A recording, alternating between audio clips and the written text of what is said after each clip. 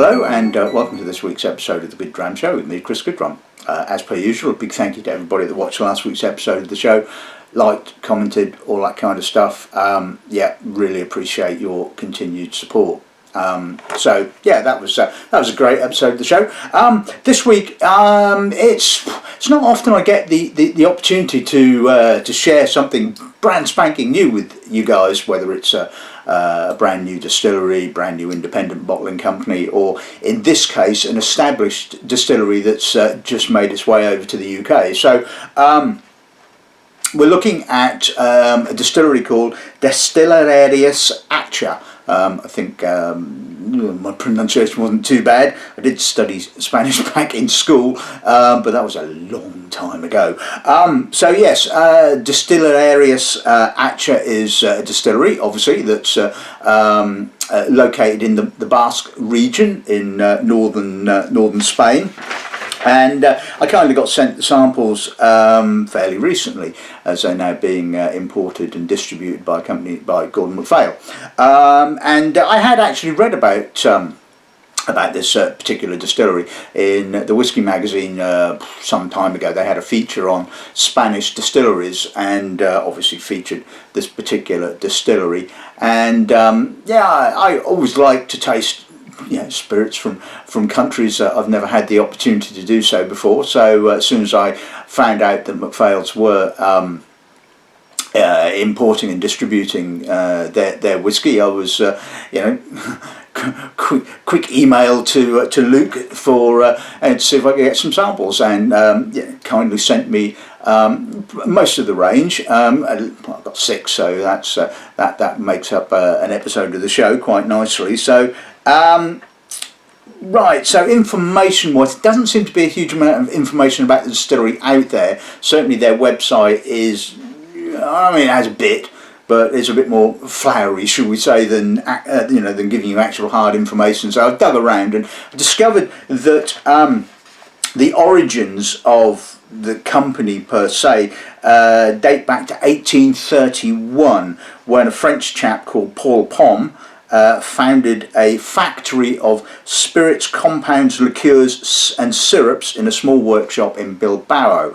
And then about 30 years after founding that, he opened another company, or created another company, employing a chap called Manuel Acha, or Manuel Acha Barajano, I believe is his full name, as its manager.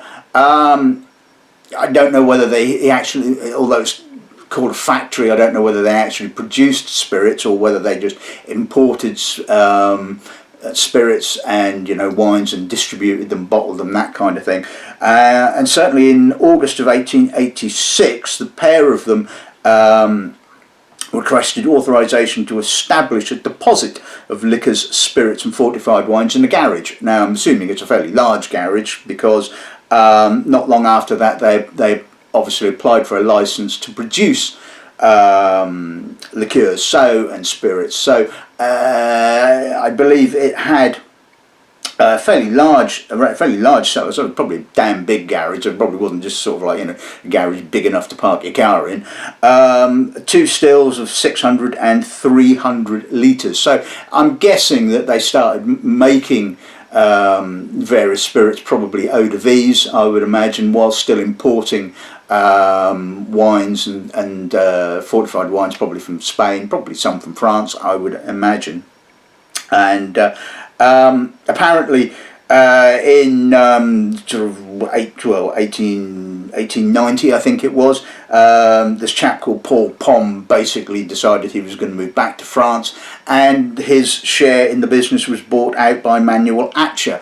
And I suppose from that point, that's when it became the sort of the family business. And I believe it is probably it is the oldest company in the Basque Country, probably the oldest in Spain, possibly, I don't know, is the honest answer. They certainly claim to be one of the 3 oldest family-owned companies in the entirety of Europe, so that's pretty cool.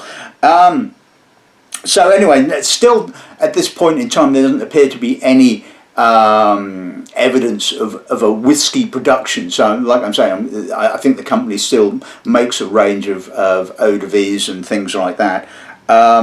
And it wasn't until sort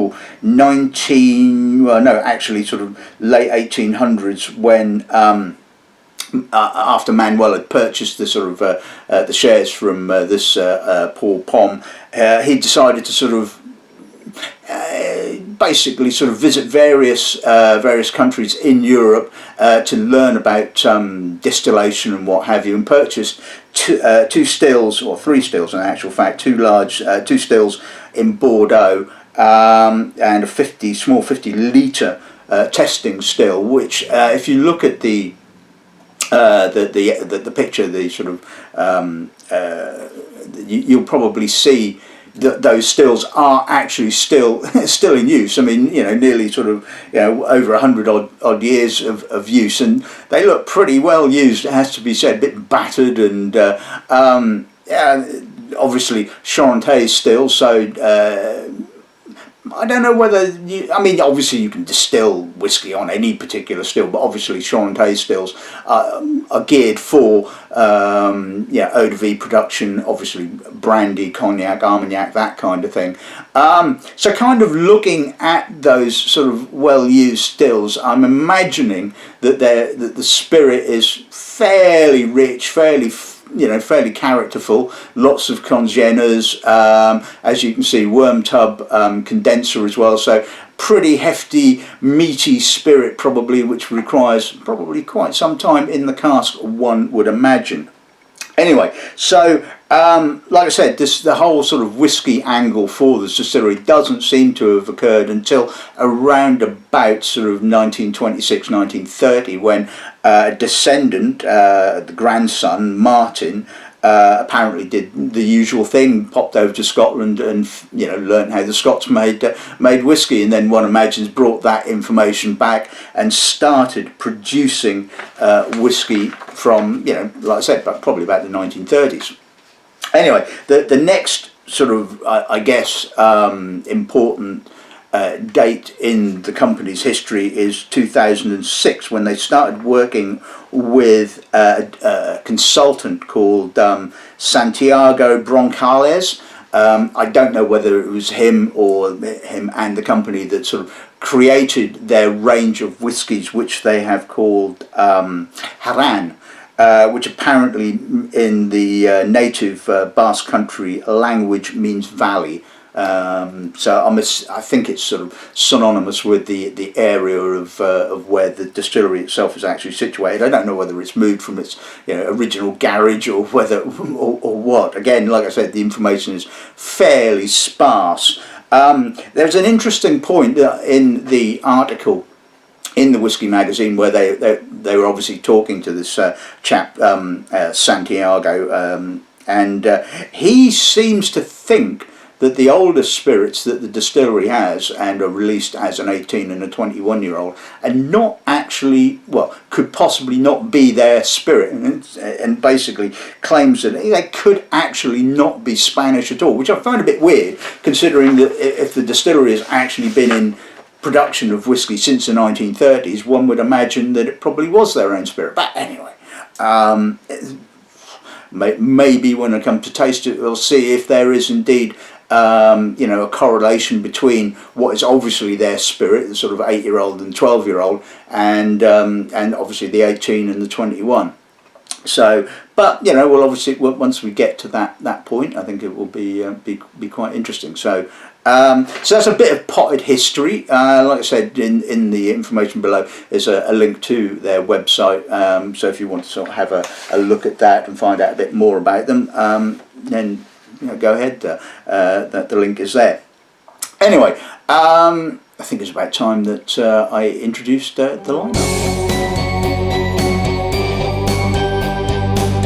Okay, so it does seem that the distillery uses an inordinate number of different casks, I believe different char levels, all that kind of stuff. It's, again, like I said, the information is a bit patchy, so if I do get anything wrong or do kind of miss things out, then obviously bear with me. But like I said, I don't necessarily have all the information.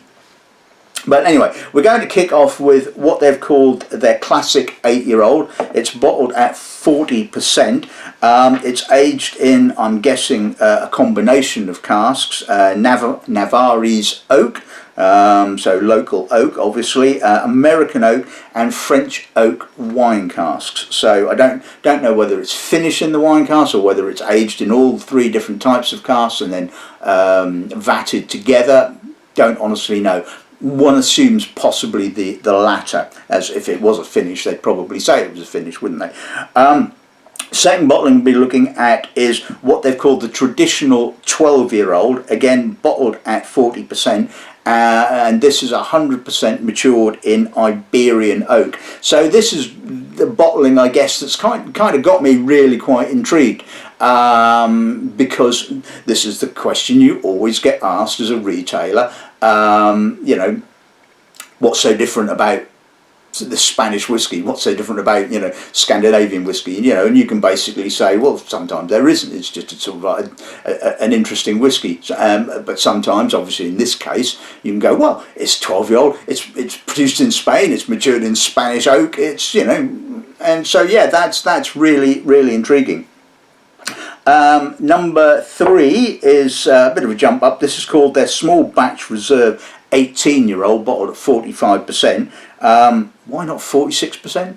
That doesn't really, I don't understand that one, but there's obviously a reason behind that. This has been aged in a combination of European and American oak. Next bottling we'll be looking at is what they've called their original cask selection 21-year-old, again bottled at 42%, possibly bottled at 42% because that's thereabouts the sort of where the spirit has reduced naturally to. This again aged in European and American oak, and it is a 10 cask vatting, so I don't know how much old stock they have got, but they're obviously sort of, you know, just making sort of small batches of the 21-year-old. So yeah, I think that's going to be interesting. And the last 2 are intriguing cask finishes. The first one is a cider cask finish. Now, obviously, as they don't reside in Scotland, they're not bound by the diktats of the Scotch Whisky Association, so they can use cider casks because, well, why not? Apparently, so this is again their 12-year-old spirit aged in a European and American oak, and then finished in Basque Country cider casks, bottled at 43%. And the final bottling we'll be looking at, again, is another 12-year-old, this time finished in export casks. So, again, bottled at 43%, original maturation in European and American oak. So, yeah, really looking forward to this. And as per usual, any comments that I do make are wholly my own and have no bearing on the company that employs me, just to make sure. You never know. Anyway, I think it's time to crack on and taste some whiskey, don't you? Right, okay, so let's kick off with the 8-year-old. Like I said, Navarrese oak, American oak, and French oak ex-wine casks. Let's see what the nose gives us on this end, shall we?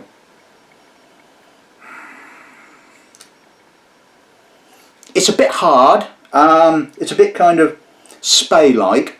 It's hard barley, lime, green gage. There's a little sweeter barley note underneath, that has to be said. Not a lot of American oak character. There's a little bit of vanilla, a little bit of a grippy, spicy French oak, a little bit of straw, oily spirit. So it does kind of play into my initial thoughts that the spirit character is going to be fairly hefty, fairly congenna heavy, and certainly on this nosing probably needs a little bit longer than 8 years in the cask, because it's not sort of, like I said, it's not fainty or in that kind of character, but it's kind of quite, it is hard. It's, you know, Glengoyne-y, sort of Glenfarclas-y, kind of Dufftowny sort of hardness. Not the kind of character that I really warm to. But it does seem to be indicative of, you know, obviously what's coming off those well-used stills, shall we say. Anyway, let's see what the pass on.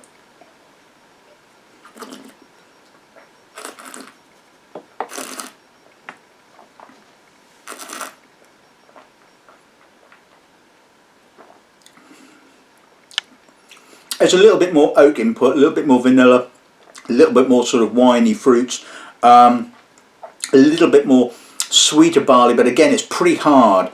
That hard barley kind of comes through on the mid palate. Not, I wouldn't quite go as far as saying industrial, but it is quite hard. It's kind of traditional, if you know what I mean. It's a bit grippy. There is a rawness there. And like I said, it does kind of lead me to believe that 8 years old is a touch too young for this particular spirit. A reasonable length, a bit of spice on the finish, a little bit of fruit as well. But that sort of hard barley note is kind of the most noticeable part of it.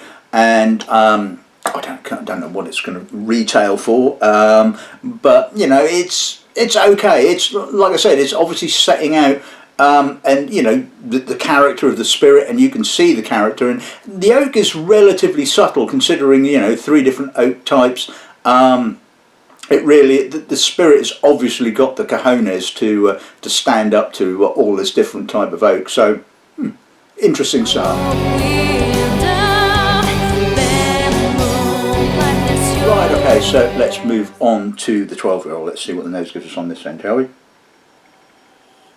Right, there's a definite correlation between this and the 8-year-old. It's certainly barley-led, subtly oaked.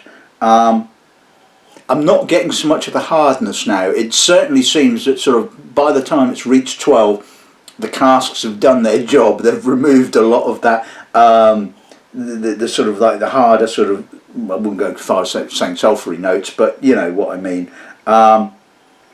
Again, it does have a very spey-like character. It's got a lovely richness. There's some vanilla, a little bit of spice, some tighter tannins, and there's a little bit of wood smoke there as well. Now, like I said to you, apparently they do use a lot of casks with different char levels. So difficult to say, but certainly there is a definite wood smoke influence. But it's a lovely purity to this particular bottling, and like I said, this is the one that's kind of getting me quite excited in actual fact, because this is really quite intriguing. Like I said, yes, very spey-like in character, but it's certainly, I think, the point in time of its spirit evolution where it's just about right in actual fact. Let's see what pass on.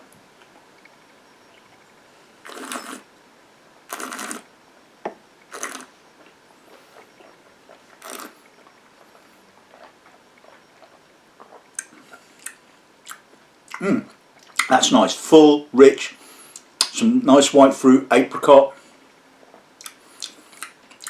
I swear to you, I can taste peat on this. Now, I did mention that to Luke, and he seemed to imply that there wasn't any peat used in the process, in the malting, and it is just the wood char. But there's a distinct, almost medicinal herbal peatiness right on the finish.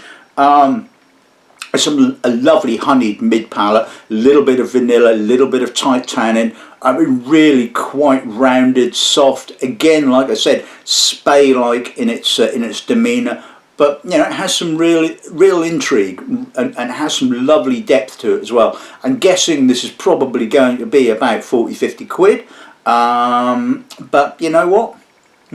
I like that. That's impressive.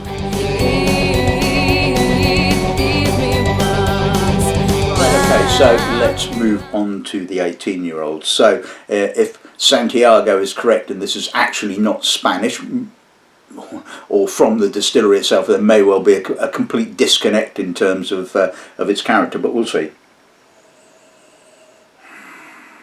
Now, I swear to God, I'm smelling peat again. It's still pretty rich. It's got some obvious maturity, and it's got that sort of old, slightly dusty peat kind of character. There's possibly a little bit more dried fruit, a little bit more matured sort of sherry notes. It is quite heavily wood influenced. It's difficult to say for definite that there is a sort of a correlation with the 8-year-old and the 12-year-old. It certainly, again, feels similar. And like I said, it's got this kind of peat characteristic. I mean, it's possible that it could be the wood char, but I mean, I've smelt wood char before and a lot, and I would be amazed if this is actually wood char rather than peat. So if it is a peat, and if it is the fact that the distillery don't malt or don't buy in peated barley, then it does kind of play into the sort of Santiago's claim that this is not actually their own spirit. But anyway, forgetting that, it's a lovely nose. It really is quite gorgeous. Lovely maturity, and like I said, it's got that slight sort of herbal, slight medicinal kind of note, but it's not sort of slapping you in the face with it. Yeah, good oak character.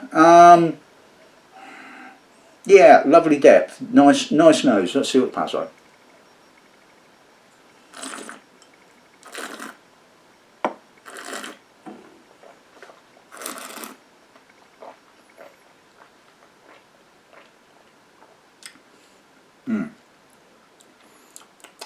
Bloody peat. I get peat, medicinal peat right on the finish.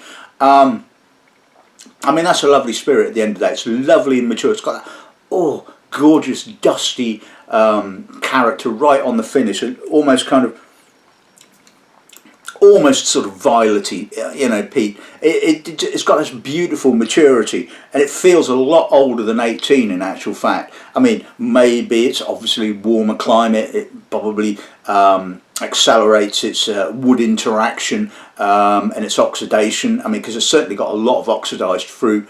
I mean, that is pretty damn impressive spirit. Whether or not it's their own, of course, who knows? But it's bloody good. That's all I can say.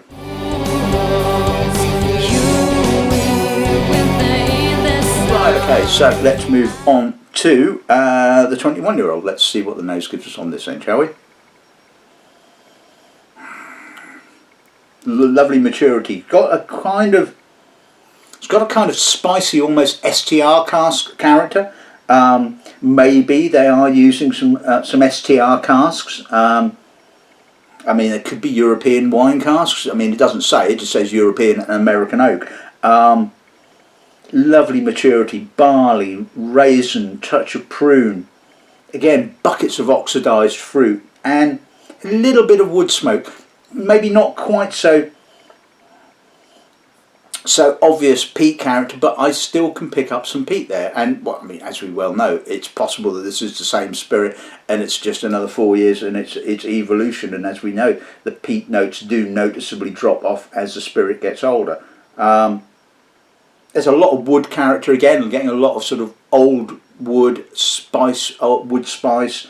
Like I said, it's got a sort of an old sherry note certainly lingering there, you know, the sort of raisins, prune, that kind of thing. But again, you know, a lot of oak, but really well balanced, because I'm certainly getting, like I said, oxidation characters, and there's a little bit of barley as well. Let's see what the pass like.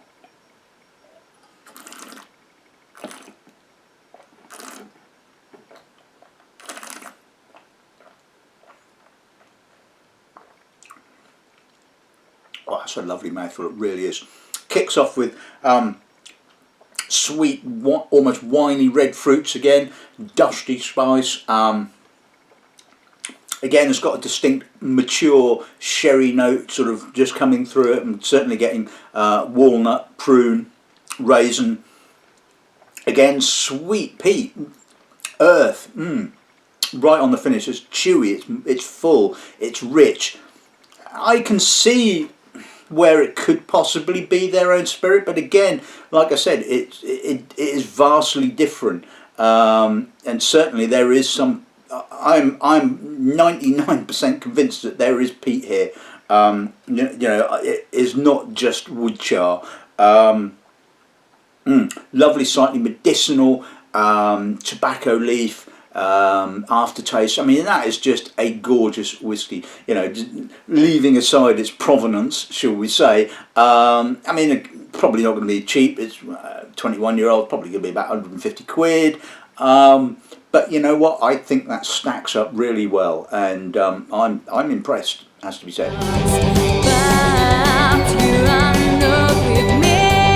Right, okay, so let's move on to the 12-year-old cider cask finish. Let's see what the nose gives us on this one, shall we? Yeah, that smells of cider to me.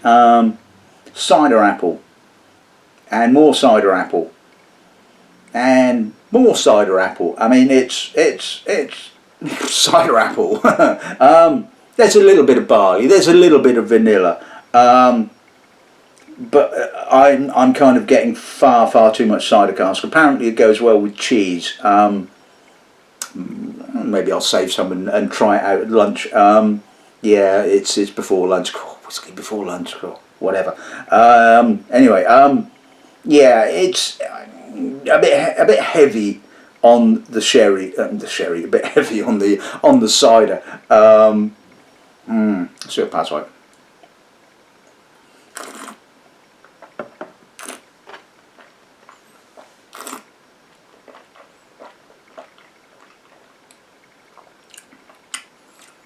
Yeah, cider. Cider apple. It's kind of gone. I can taste the character of the 8-year-old, although it's 12. Underneath that, it seems more like I said, the 8-year-old rather than their 12-year-old. It's got that hardness to it. I can see the sort of the putting it in the ex-cider cask is trying to soften that sort of that hard character a little bit.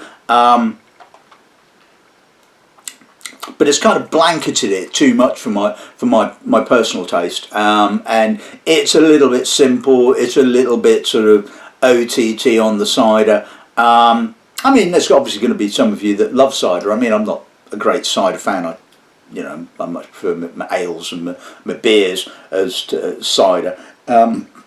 So it's not something I'm particularly warming to, it has to be said. But quality, can't argue with that.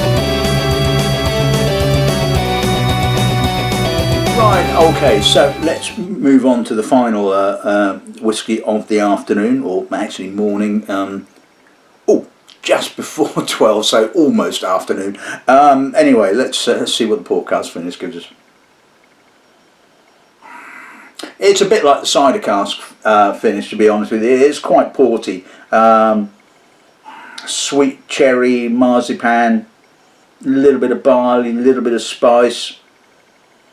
It's a little bit confected as well. It's a little bit sort of sugary, and there's a bit of green spice, and again, I'm not sort of overly warming to this, as we said. I'm not getting a huge amount of spirit character. Again, it's got that hard feeling to it. So pass on.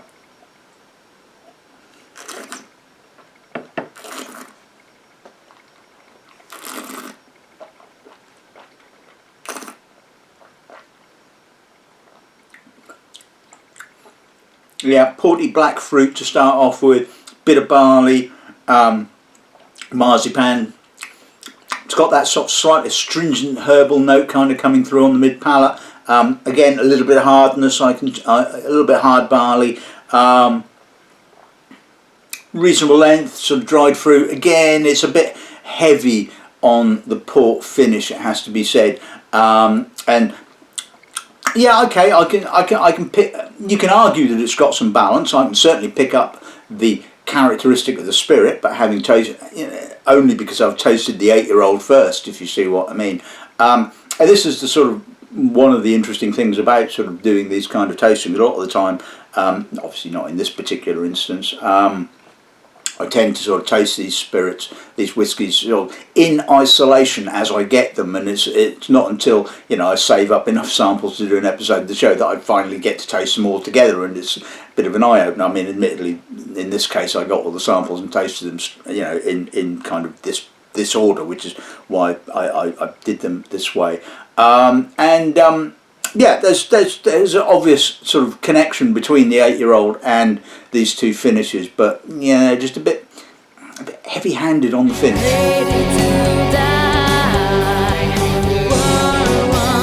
Right, okay, so let's sum today's episode of the show up. Firstly, a big thank you to Luke from Gordon MacPhail for the samples for today's episode of the show. I hope you think it's been a balanced appraisal. I've certainly sort of, I think in parts impressed, in other parts probably not quite so. The 8-year-old, okay, not my kind of cup of tea, it has to be said, but it certainly sort of reinforced my opinion or my thoughts on looking at the still setup as to the style of spirit that they would be producing, or the style of whiskey that they would be producing. And, I think you can't argue that it doesn't do that. Like I said, that sort of slightly hard kind of space ID kind of character is not the thing that really excites me. But absolutely nothing wrong with the spirit. Certainly, when it gets to 12, I think 12 is, like I said, I think is the sort of like the sort of appoint point for bottling. Basically, it's lost that hardness. I love the fact that the 12-year-old is just purely aged in Iberian oak. It's got some lovely character. The oak is, I wouldn't say overly heavy, but I mean certainly noticeable amount of oak. I like that. I was kind of impressed. The 18 was the nads as far as I'm concerned, not only from a sort of like a quality point of view, but also from a price point of view. It's just sort of like the go-to part if you've got 60, 70 odd quid burning a hole in your pocket, I suppose. Okay, so there are question marks over its provenance, which may well deter some people from purchasing it, but I would say just ignore that, just taste the juice, and the juice is good. The juice is bloody good in actual fact. I love that. Really quite impressed. And I'm convinced there's some peat in there. Now, like I said, it does kind of feed into Santiago's belief that this isn't actually their spirit, and if they don't use peat, then I would suspect that he's possibly right. Either way, does it really matter? Well, it depends how sort of purist you want to be about these things, I suppose. And the 21 was again a very impressive spirit. Not cheap, but since when has 21-year-old whiskey ever been cheap? Beautiful maturity, great quality. I mean, absolutely superb. It has to be said. Really like that. Cider cask finish. Well, if you like the cider, then you're going to love that, because it's pretty much cider and maybe a little bit of spirit.